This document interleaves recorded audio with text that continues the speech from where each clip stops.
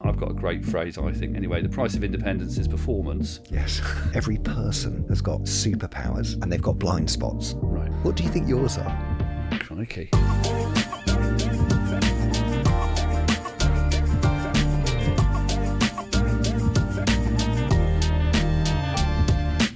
So, Kevin, thank you so much for taking time out of your incredibly busy schedule to come and have a conversation with me today. Absolute pleasure. Yeah.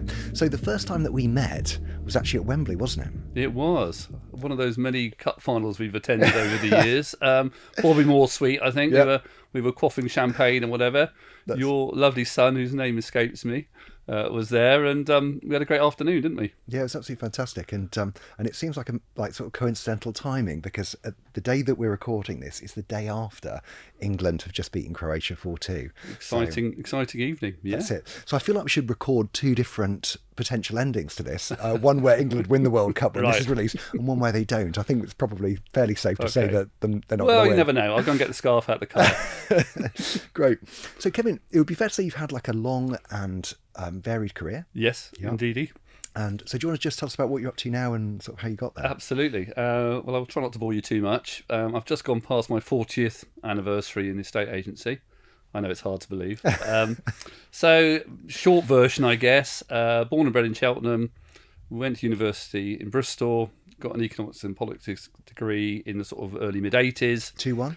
2-1. Yeah, you spotted it on LinkedIn. Yeah, I thought I'd mention that. Then it was a time, for those of you that weren't around, which is probably most actually, where it's a bit like today. It was graduate employment was really difficult. There were 3.5 million people unemployed. Thatcher had sort of taken the country to the cleaners a little bit, depending on which side of the fence you're sitting. So kind of almost because I ran out of options, I went and joined Coopers & Lybrand, accountancy firm, and started a career in accountancy. Coopers & Lybrand are now PwC, actually, for those of you who kind of look out for these sorts of things. But it wasn't for me. I just thought, degree. I've had a degree, I've done exams, done A-levels, all the other stuff, and then here I go on more exams. So I kind of thought, well, I'll need to do something else temporarily. Yeah. My parents were none too chuffed. So I thought I'll get a temporary job. And I went to a sort of recruitment fair in Bristol and met a guy called Michael Robson. Right. And Michael Robson at the time was an area manager for Andrews, still going, charity-based, etc., etc. Super interested in what he had to say and whatever. So he said, well, come and join us, in our Bath office and see how you go. So I joined as a trainee negotiator. Within 2 years, I was running the branch in George Street, Bath. We then became the flagship office for the company. Yeah. So this is kind of late 80s. We then hit a massive recession. I think my mortgage payments were something like 15.4% interest rates. Wow. So that was this when Double Miras was removed? Double Miras was removed in 88, and then we kind of went into a little bit of a downward spiral. So I thought, I need to earn more money. An area manager job came up in Surrey. So I applied for that with Andrews and got that role, and moved up there with my wife and young daughter at the time. Yeah. Had some great years up in Surrey with Andrews. Then short version, joined the Halifax, who had an estate agency operation. Moved then to be based in Sunningdale. Had a great time with them, but they became increasingly sort of corporate. And I remember thinking, we're just losing the estate agency bit here. It was all about financial services and lending, which you'd obviously expect being owned by the Halifax. And I remember being invited to a course which was designing a banking hall, and I thought, actually, this has gone too far now. At that time, the Woolwich Property Services had been bought by Spicer McColl / Hart. So I joined them in 1999 and had 15 enjoyable years, some ups and downs along the way. Parted company with them in 2015. I think it was. And then I thought I'd do something else. I was Group MD at Spicer Hart and Divisional Director. That's all this sort of stuff. So I thought I'd do something completely different. Leaders who were in a lettings business were looking to start an estate agency side. Yeah. So I went and met a guy called Paul Weller, who isn't in the jam. Well, I don't think he is. Had a great conversation with him. I mean, I think they had about 65, 70 branches at the time. Wanted to open up sales across that network, which we did very rapidly. In fact, I remember when we got to £1 million pipeline. That was a super exciting milestone. Leaders were owned by a private equity company called Beaumark, or they were the major investors. Beaumark also owned Romans, which is a strong estate agency business in Thames Valley and kind of down through Hampshire, etc. So we merged in 2016. Fast forward. I then became head of sales across the whole business. When did that happen? That happened 2018. Yep. So I've been in the role that I am for 8 years, which has been a super exciting journey. We've grown both organically and through acquisition. We now have got over 300 offices. The pipeline now is 37 million, as against 1 million. So it's come quite a long way. Not all down to me, I'm facing to add. Some fantastic acquisitions along the way. And what we've now got is 21, 22 brands in the high street. And, we're a powerhouse, I guess, in terms of estate agency. Having said that, lettings is the biggest part of our business. So if you look at the group, we are about 25, 27% sales, 70% lettings, and then 3 or 4% in sort of the other services that we offer. Pause for breath. How does that sound? That sounds like an incredibly rich and fulfilling career. Can I rewind right back to the beginning? Yes, of course. And so when you joined Andrews, and one of the other guests that I've had on is David Powell, the CEO of Andrews. How old were you when you became a branch manager? Great question. 26. 26. Yeah. And what do you think the average age of a branch manager is in the Leaders Romans Group now? Older than that now. Yeah. Yeah. I mean, I think we've probably got anywhere between 65 and 24 or something. Yeah. If I had to put I don't know, I've never researched it. I would say probably on average mid to late 30s. Yeah.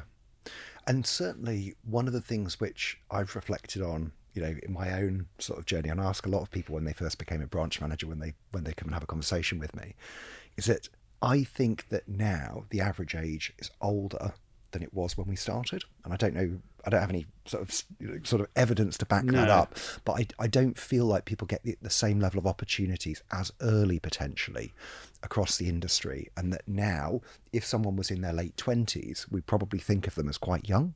What do you think? Yeah, possibly. Yeah, I mean, obviously, I'm a bit older than you, so it depends what sort of lens you're looking through. I mean, I think we are we're kind of we're opportunity driven. We're meritocracy.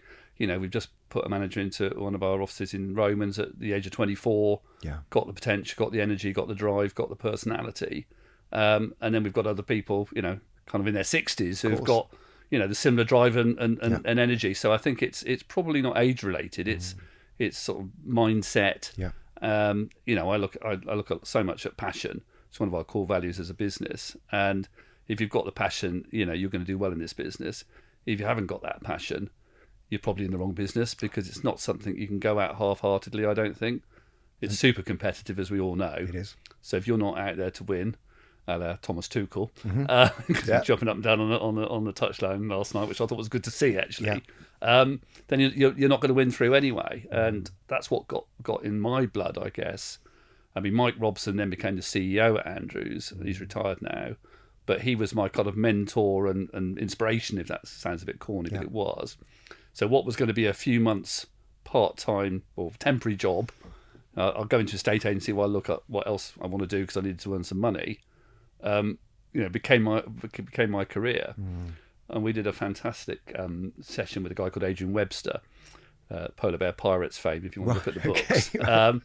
And we had a session about 5 or 6 years ago where we had sort of 350 people in the room, and he said to everybody in the room, stand up if you're doing what you thought you would do when you left college, university or school. And nobody stood up. So I don't think anybody leaves school necessarily and goes, right, I'm going to be an estate agent. That's what I'm sure there are, but there weren't many. So you never know quite what your journey you're going to go on, I don't think.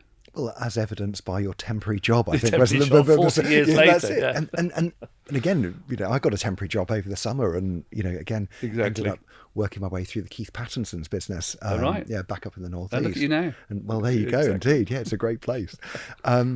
Okay, great. So it feels like you've described, that you aspire to have a meritocracy where Yes. it's driven by values rather Correct. than necessarily time served.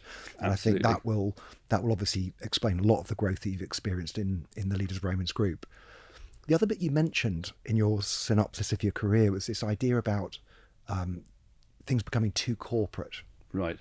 And I'm always interested in that phrase because sometimes I don't think people are able to articulate exactly what that means. So when you say it became too corporate, I think it was in the context of the Halifax. Yeah, and I think Spice of Heart went Spice of that Heart. way Okay, as well. great. Actually, I mean, they may not be that in that space now, but they certainly were headed that way when I was there. And so what does that actually mean?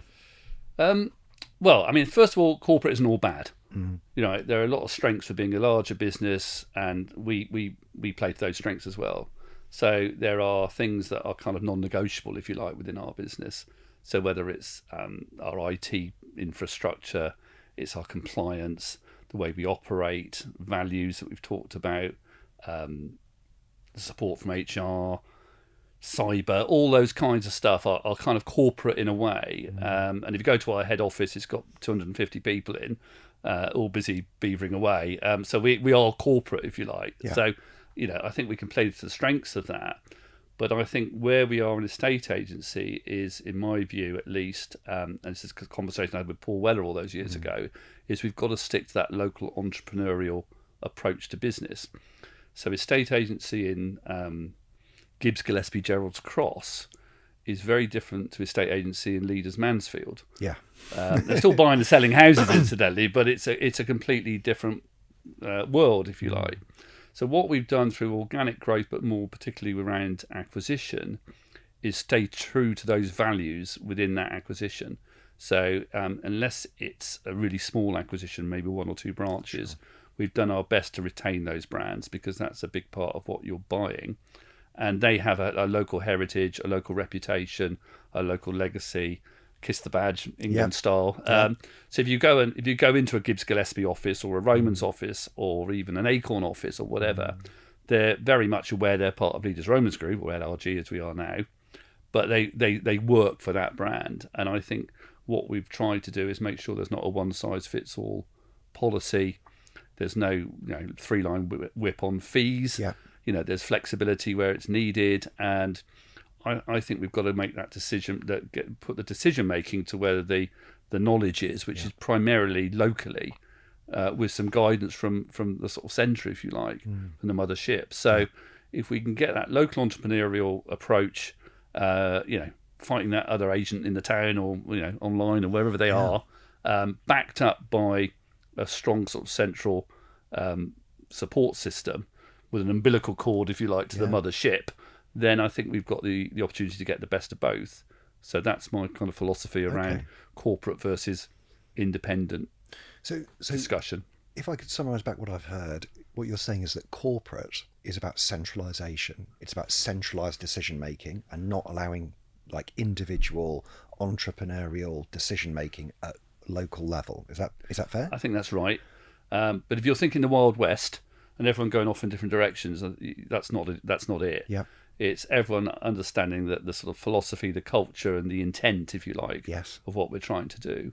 So I think if I think about the regional director group that are under my wing, they have we have a call once a week, look at the results, look at the performance, look at the issues, etc., etc. But the ownership of that business, wherever it is in the country, sits with them. Yeah. And I think they make decisions knowing what the intent is, if that makes sense. So they're on the right lines immediately because they know what we're trying to achieve. Yes. So if somebody comes to me with an issue or a problem or whatever, I always say that you've had more time to think about it than I have. What do you think we should do?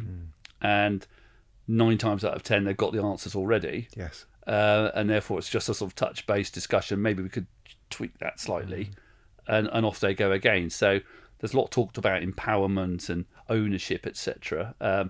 And these guys don't own the business, so let's make that very clear. We do have a share scheme, but they run it as close as they can to their own business, and I think that's the art. If you can crack that and get the good people around you, makes my life easier. It certainly does. Yeah. And we've got a fantastic team, both on the sales side and on the letting side.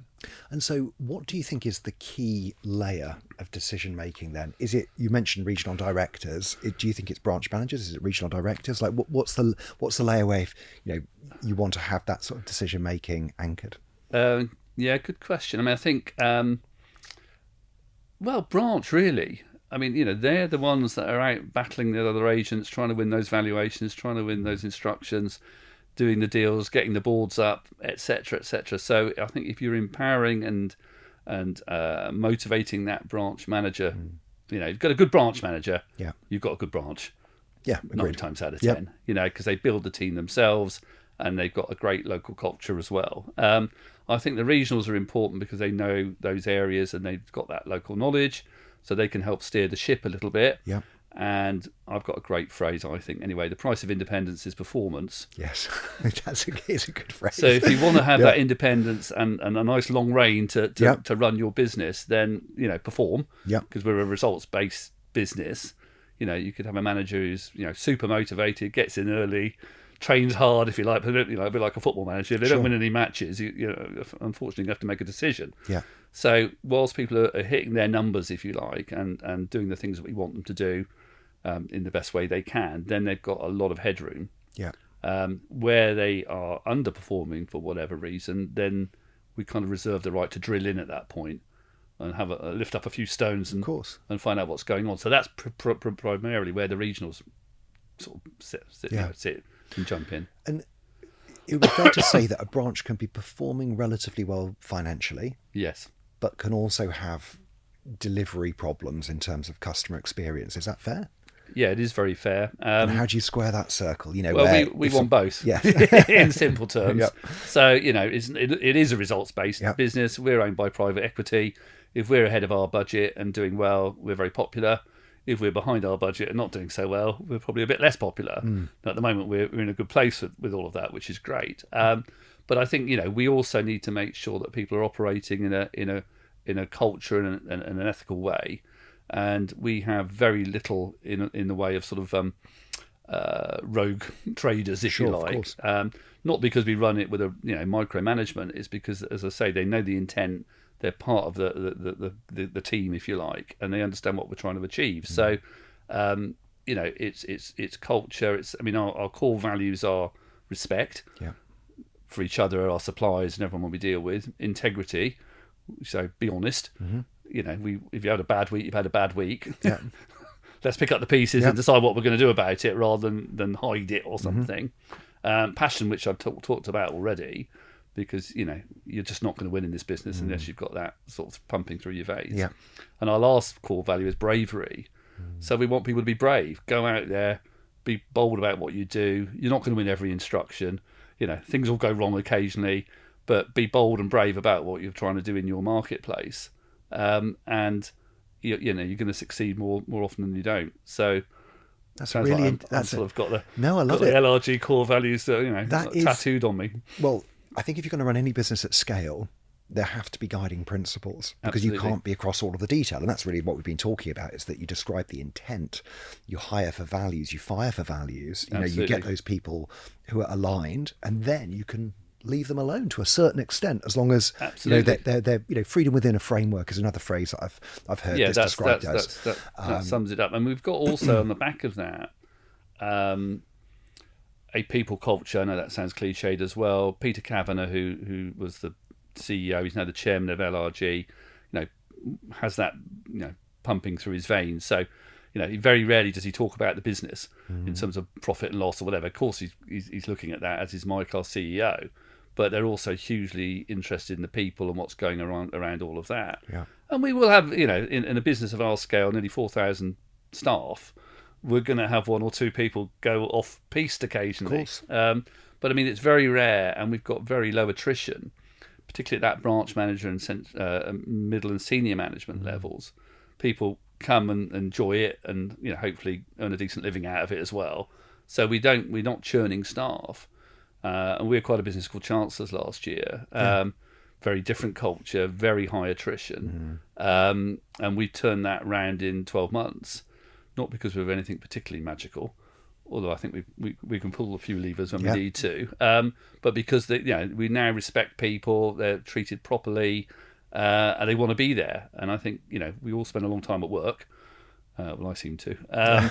So if you're not enjoying it and having some fun during that sort of 9-hour day or whatever it is, then life is too bloody short to be doing it, really. And I think sort of weaving through all of that is not. It's not hours for hours' sake. We've got much more sort of work-life balance than we used to have. Yeah.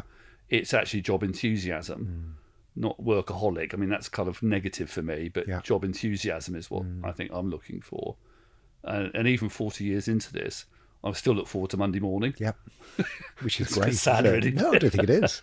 No, I think what's sad, and as someone who's done lots of valuations on lots of people's houses and talked to them about what they do, the number of people who hate what they do, when you meet them, it's an Life awful is too thing. short. It's an awful thing, And I think that helps me back to where I started, because although I had a degree and whatever, I entered into a state agency as a temporary job, as we've just said, at the bottom.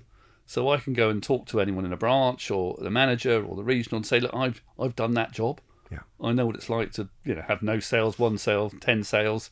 I know what it's like to stand outside a property in the pouring rain and the people don't turn up and all that sort of stuff. So I think that's very very important in terms of kind of connection with the teams.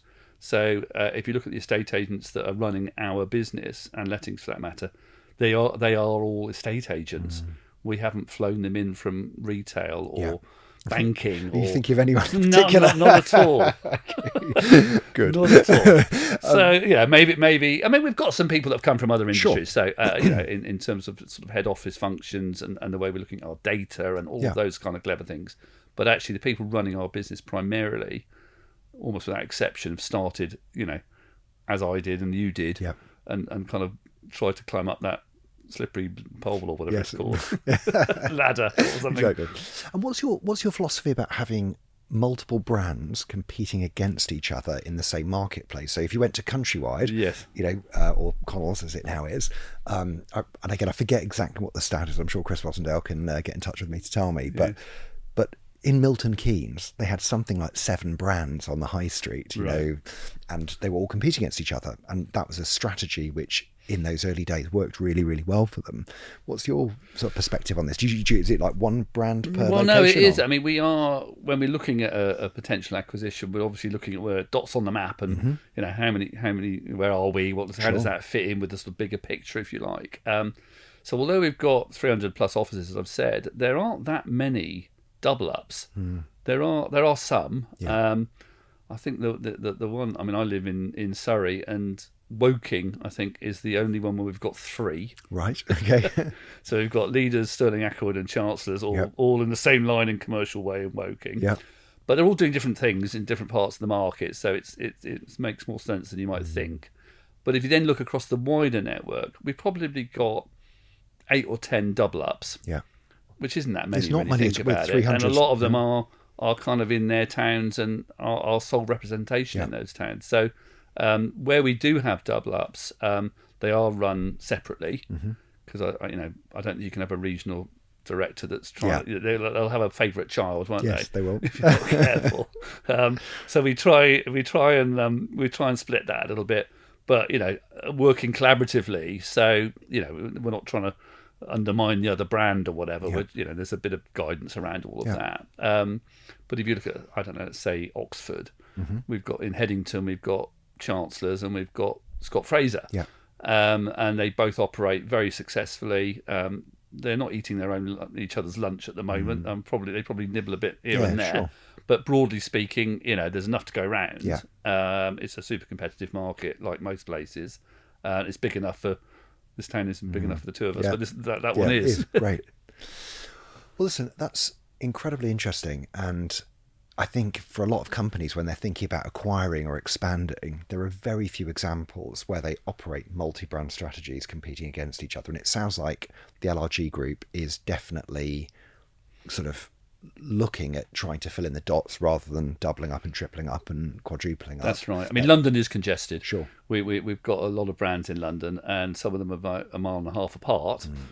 So yeah, but that's the London market anyway. It is, yeah. So we've got a lot of dots within the M25, and we've got some acquisitions that are on the sort of in the pipeline at the moment. Yeah. One of them is in London. Yeah. Another one's in the south of England, and there's another one in the north of England. So there's plenty of towns we're not in. Yeah.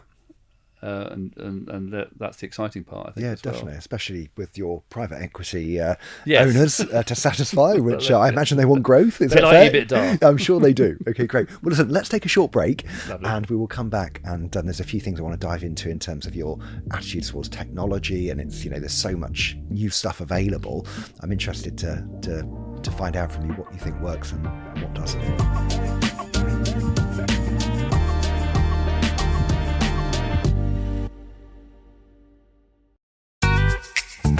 It was quick, it was responsive, it did the job on the tin. Really simple, really straightforward. Amazing, mind-blowing, to be honest with you. The thing I like best about Digital Negotiator is its ability to provide time for the team to be able to focus on the things that are going to generate the business more income. The fact that it's a text message sounds really simple, but emails just get lost now. Text messages seem to get answered really quickly. It is going to be something that is very consistent, and I think that's one of the issues that we have within the industry is the consistency of those behaviours. The fact that it can automate so many of the processes that are basic tasks that are still being undertaken, often by expensive frontline negotiators. It's going to free up so much more time for valuable people to do valuable jobs. We're going to mine data with far more focus, far more diligently, and obviously the results will come from that. I think as a business owner, you can relax that out of office hours, there is something else there capturing all those opportunities, and meaning when your team comes in the next day, they've got a degree of qualification, the diary filled, and other opportunities looked for. The big key thing is a 65% outside of working hours and the response time thing. That's just magic. The thing I love about it most is it's so progressive. So it's not off the shelf when we've finished. It's like we're going to make it better and better and better with feedback. It's going to make our out of hours really effective for clients. Digital Negotiator is definitely the way forward. Get on board, join the party.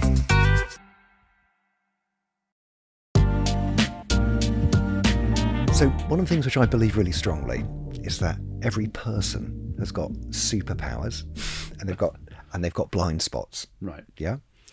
And as I've become older, I've become more and more aware of my own in both of those. What do you think yours are? Oh, crikey.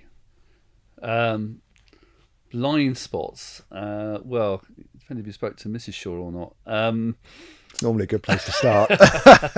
Not always as attentive or listening as much as I could be. I'm probably a bit impatient. I've got a kind of almost an ADHD approach to life, and we're not doing stuff. Achievement addiction, she calls it. Yeah. I need to be doing stuff, and I'm like that at home, and I'm like that at work as well. And I think one of the things I try and do, whether it's a superpower or a blind spot or a weakness or a strength, I'm not quite sure, but we work at pace. Yes. There's a sense of urgency about what we do. We need to make decisions. We need to make decisions quickly. Yeah. We need to be agile in the housing market, as we all know. Things can change, sentiment can change very quickly. So I guess if it's a superpower or not, I think it's the ability to see what's coming down the track. Yeah. And change course quickly and bring a group of people with you on that journey. Yes. I mean, some of them, as I've said already, know the intent and they've already halfway solved it before I've spotted it properly. Yeah. But I think that's super important, superpower, if you like, to be agile, decision making quickly, get it more right than wrong. Yep. Not every decision I make is spot on. But as long as I get significantly more right than I get wrong, then we're headed in the right direction. So I think that's really the trick. And back to this sort of corporate approach. Which I keep coming back to a little bit, but we're very flat management structure. So the decisions are made, they're not layers, there's not bureaucracy, there's not red tape, there's not committees you have to refer to or whatever. So somebody will be in part of our business wanting to do something maybe put some extra resource into marketing, or employ somebody else because the branch is going really well, etc., etc. There'll be a conversation with me, mostly, probably 98% of the time it'll sit on my desk. Does it make sense? Yes, it does. Let's get on with it. Yeah. And I think whilst we've got that fast-moving decision-making, superpower or not, I think that puts us in a really strong place. Where you go into a sort of slower-paced business, sometimes by the decisions are made too slowly, and the opportunity may be gone, or you're behind the curve. So I'm not sure if that's answered your question. Well, it has. It's answered it really well, and I probably didn't phrase it as well as I could have done, because really what I'm interested in is the characteristics. And my experience is that characteristics have an upside and a downside. So if you're a fast decision maker and you're constantly driving, then that can sometimes become quite fatiguing for other people to be around because you're just constantly pushing forward. Yes. And, there's actually a working document which people get issued with when they come to work with me, which is just about how to deal with me, basically, because of that pace, that intensity that I have as a person, which to me seems totally natural. That's just the way I operate, that's the way I work. But to other people around me, it can become too much, and so it's the thing which hopefully allows me to drive on and try new things and get stuff done. But then I have to sort of be aware that for other people, that's not always the way they want to work. No, and I think that's fair. But I think the pace and the sort of decisiveness runs through the centre of it. And then with different individuals, you just handle it slightly differently. So some people are working at the same pace as I am, if not quicker. Yeah. And there are others that just take a bit more time. So they're with the programme. Yeah. There isn't an issue. They're not sort of, arrows aren't going in the other direction. But I think that's just managing of people, really. Absolutely. And taking a bit more time, and some of them are reflectors. Yeah. So they'll go away, they'll think about it, come back 3 or 4 days later and go, what about this? Or what? And sometimes I need that. Yeah. we all need some checks and balances, don't we? Absolutely. And very often, we'll tweak the direction, or actually that's a better solution. Yeah. So I'm certainly not, and neither is any the board really across LRG. We're not the fountain of all knowledge. We are very much a sort of bottom up kind of approach as well, because that's far better to have 3,000 or 4,000 people with ideas and thoughts and thinking for themselves, rather than sort of half dozen people at the top of the company trying to do all the thinking for them. So no matter how clever you are, you're going to exhaust yourself and probably not make the right decisions either. Yeah, because you're not connected, and that's the whole decentralization approach, that sort of Correct. anti-corporate approach that you've described, throughout the conversation today. So one of the things you mentioned is the ability to see things coming down the track. Yes. And there's a huge amount of talk in the industry, not least of which by people like me, about AI and these new tools which are emerging for which will change business. It's just a statement of fact. It's going to change business. So given you're a big organization with lots of people, established processes, decentralized approach to decision making, how do you then deal with something like these new tools? How do you choose which ones you experiment with and which ones you don't? Like, what's your decision making process on that? Without going into too much detail, we're looking at AI. Of course we are. What we're trying to do though is look at a solution across our business, almost from sort of cradle to grave, rather than a lot of companies are looking at. So we're trying to go A to Z, if you like, and get a journey of where it can help us through process and efficiency, etc., rather than picking off K, J, and S, and having a go at those three. Yeah. So we probably are going to take a bit longer in some of these issues, because we just want to get it sort of properly passed through. So I think there's obviously a change, happening faster than I think any of us could have anticipated, and it is around trying to sort of weld together process, efficiency, speed. Obviously, there's economy, with great people. So I think it isn't. We are still a people business. Yes, we are wedded to the high street. We're not about to go online or do hybrid stuff or whatever. We're going to stick to what we think we're good at, and we've had a look at the various models around sort of online approach or self-employed approach, etc., etc. And some people seem to be pulling it off quite well. Some of us not quite so well. But we're going to stick to what we know and what we think we can do best. So AI, lots of opportunities probably in process, in renewals, in property management, probably more in lettings and sales. I think there's some opportunity within sales, particularly around speed of transaction. Yeah. But ultimately, we are a people business. If you want to go and see a property, someone's got to show you round. Yeah. And I think what's happening, I think in the sort of private equity world is they're looking at where they want to invest, and some of these tech businesses are going to get swallowed by AI, at least to some extent. So there's a little bit of reticence from investors around some tech businesses, obviously not others. Elon Musk seems been quite well. And Greenhouse OS, just for clarity. They're exceptional, but they're then players and very good. But there are then businesses that will be benefits of AI, be beneficiaries of AI. So I think that makes us more interesting as an investment. Yeah. Because if we can strip, putting it bluntly, some costs out of our business, and speed up process and take some and grow profits and reinvest, then it becomes a sort of virtuous circle. If you like. And so when you think about residential sales, and I appreciate that lettings and property management, because it's so admin heavy, has got unbelievable potential for automation and AI. It really does. If you think about resi sales, which is predominantly a people-led business, where do you think automation does have a place and doesn't have a place?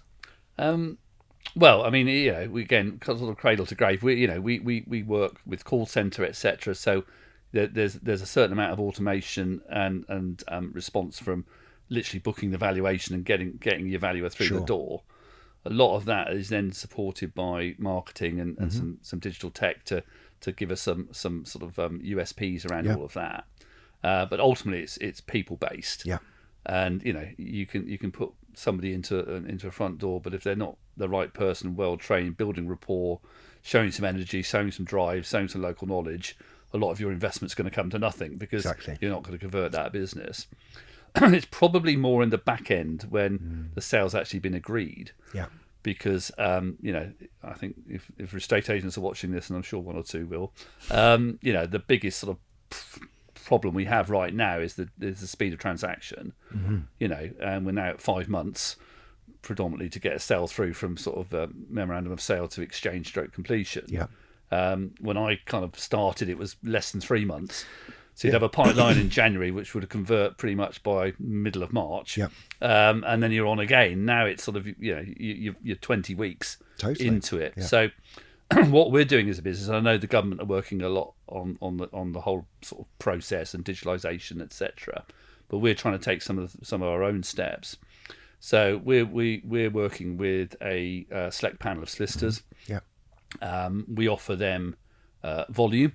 So they've invested into their tech, etc. as well. So what we do at the beginning is, for example, they will accept our anti-money laundering track.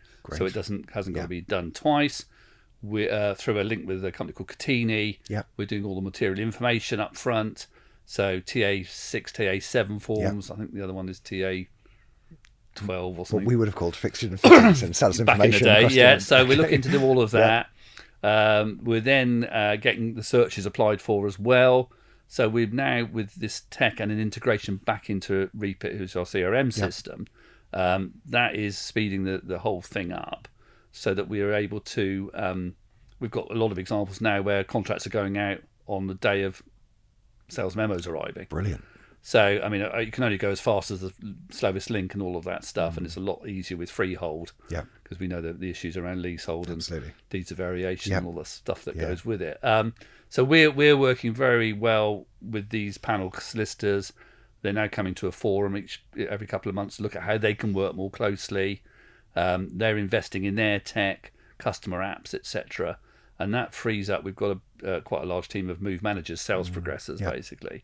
And is that centralised? That is it's part of it is in our head office, but there's also some decentralisation and still some workers from home in that respect. So that allows them to really influence sales and solve problems and agree completion dates when people are arguing and that kind of stuff, rather than this sort of mindless chasing of solicitors who resent it anyway.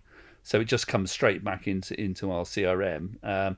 with milestones, and the clients are updated at the same time. Brilliant. So we're working on that. It obviously won't be a silver bullet, but we are looking to speed up transaction time, less fall throughs, less unhappy customers, and getting to the money a bit quicker. And do you have any data yet as to the impact of that? If you can share any of that, we have. Have you got evidence it's making it quicker? Yeah, it is, and it's reducing fall through rate. Correct. Okay. I mean, we've kind of got. I'd like to get to a situation. We're kind of nearly there already, where we offer you, Mr. Preston, if you're thinking of selling, a menu of choices. So first one on the list is we do unconditional auction. Yeah. So it's 28 days. You're going to have to be pretty sharp about your price, but if you want it shifted and your circumstances are in that situation, and the auction business is going from strength to strength, then we can do it in 28 days.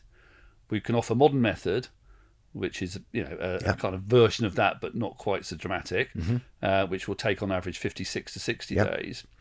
Use our conveyancing process, where it's all interconnected, which is currently 82 days. Yeah.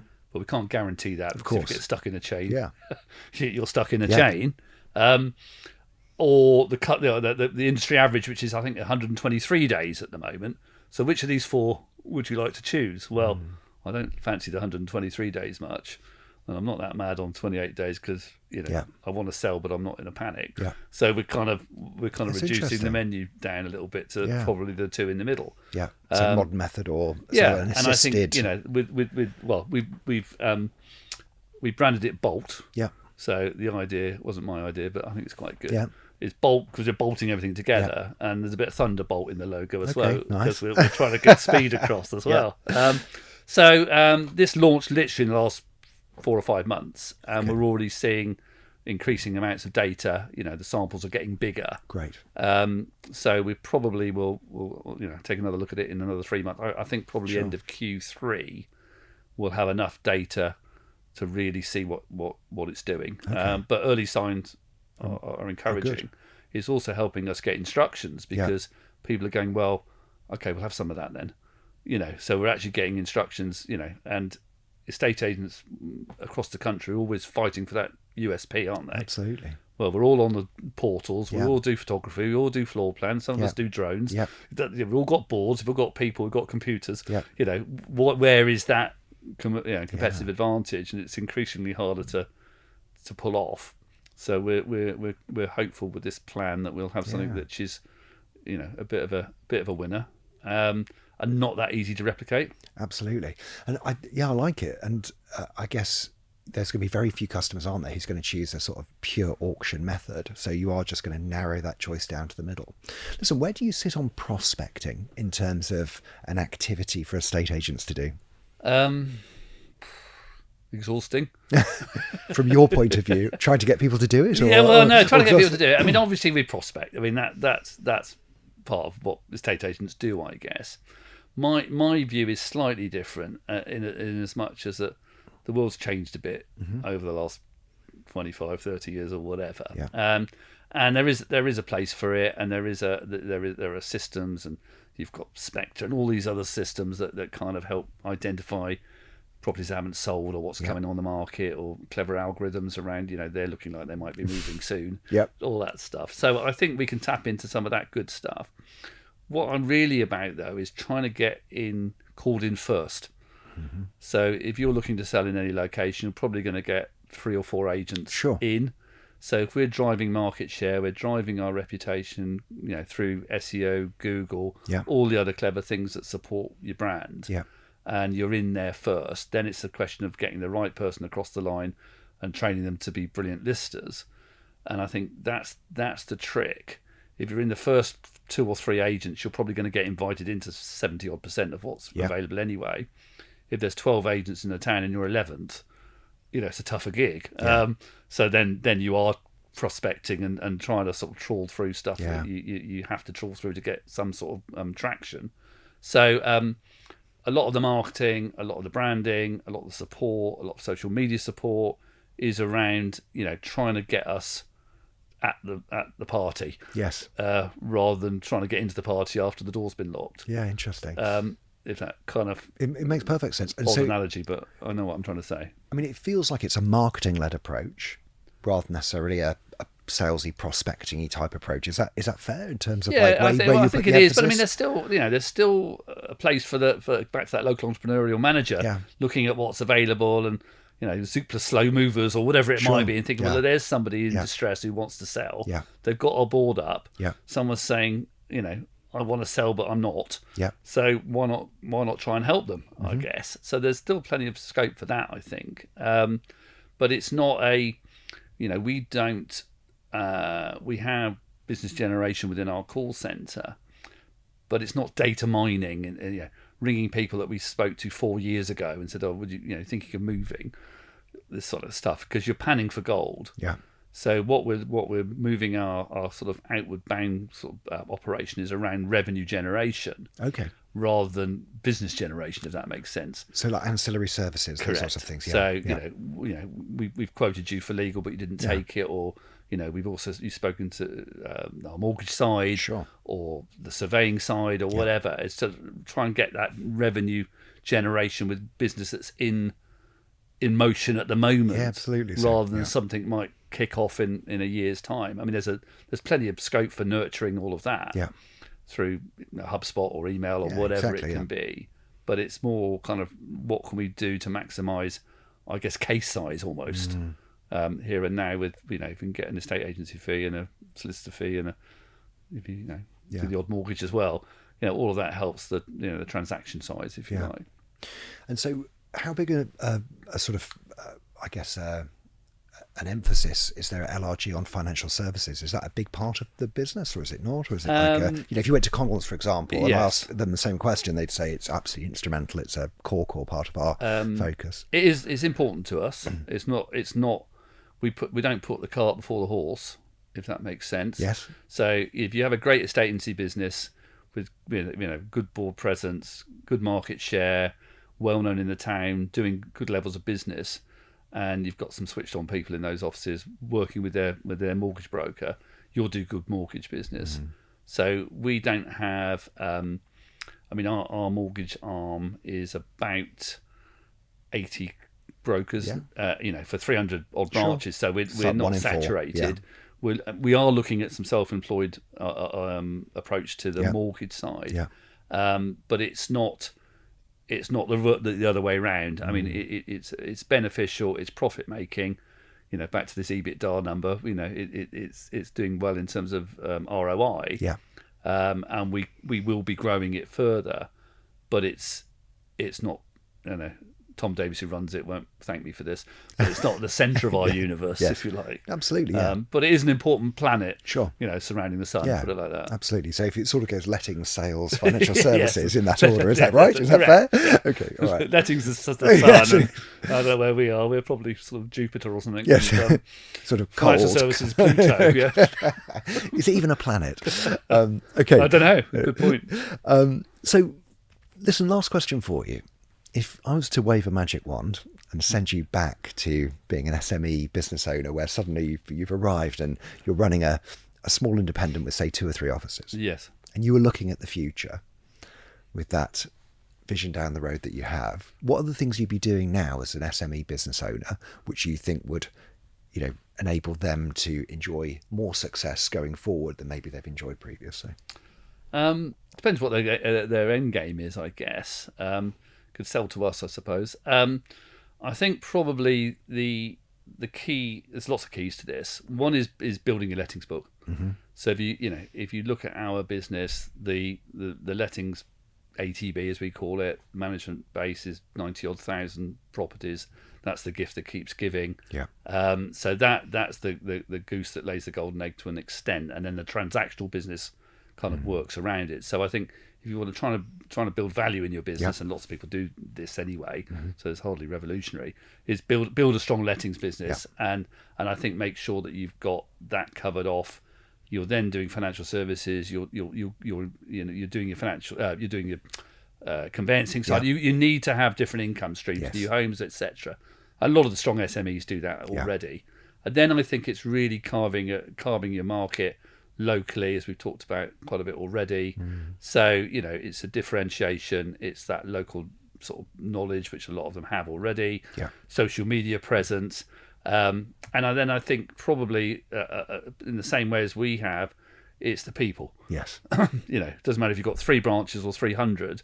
If you could have three branches and they're run by the wrong people, you'll get run ragged. Yes. Trying to control it. Yeah. And if you've got 300 and they're all brilliant, then you can spend a bit more time on the golf course, which I'm trying to, but limited success.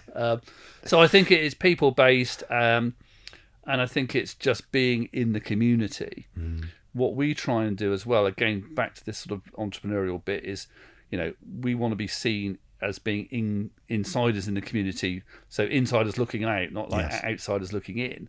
Now, the benefit and one of the strengths of the small and medium-sized estate agencies is that they already have that, and play that card very strongly, and it's probably their strongest card. Let's be honest. That and great social media presence and almost cult of personality. Yes. So I think that's their sort of secret weapon, is the individual. We want the same thing anyway. Yeah. I mean, I remember listing years ago, and I said, "Well, we're getting all this," and this was at Andrews. We'll do all this for you, and you get me. Yes.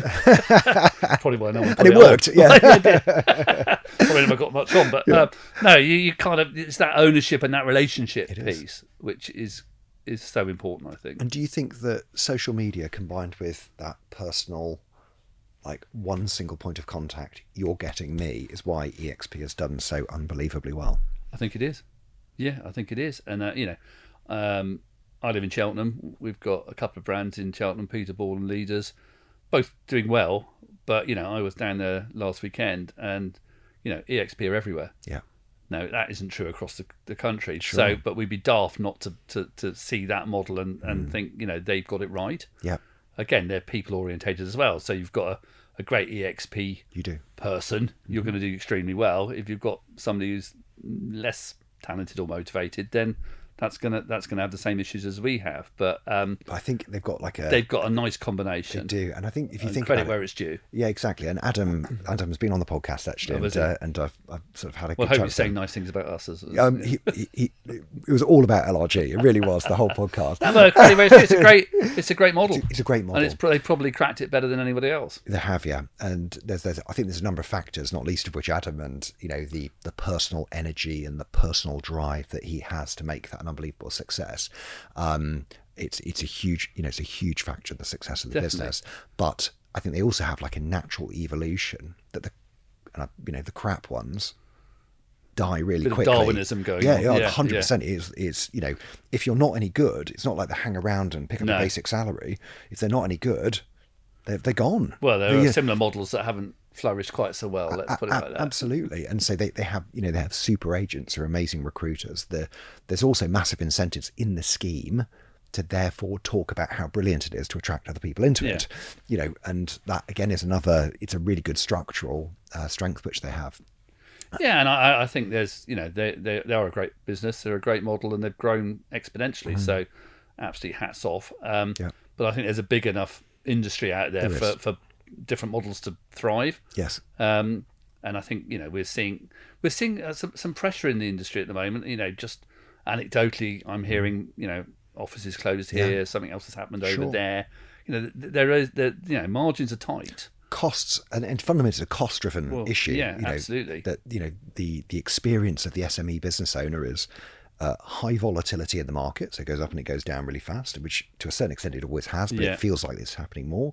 We've got rising costs of minimum wage, which is putting pressure on the bottom end, the entry-level jobs. Correct, which is not doing anyone any favours from what I can see. Yeah, it's not doing, indeed. Higher taxation in the form of national insurance and all of those other costs, rising costs from portals and the like, and you mash all of that together and you've got businesses which need to innovate. Absolutely. And they need to evolve. And as you quite rightly pointed out, if they've got an incredibly robust lettings business, then that protects them to a large extent for the transaction. A little bit, doesn't it? 100%.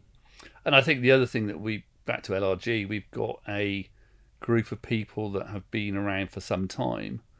So talking to Mike Cook, who's our CEO the other day, we when things happen, we've kind of dealt with something similar. Absolutely. Over the so we've in the last few years with COVID and Brexit and Liz Truss budget, and then cost of living crisis and Ukraine, and now we've had Trump and all the rest of it. So we've kind of had a few tour of duties here.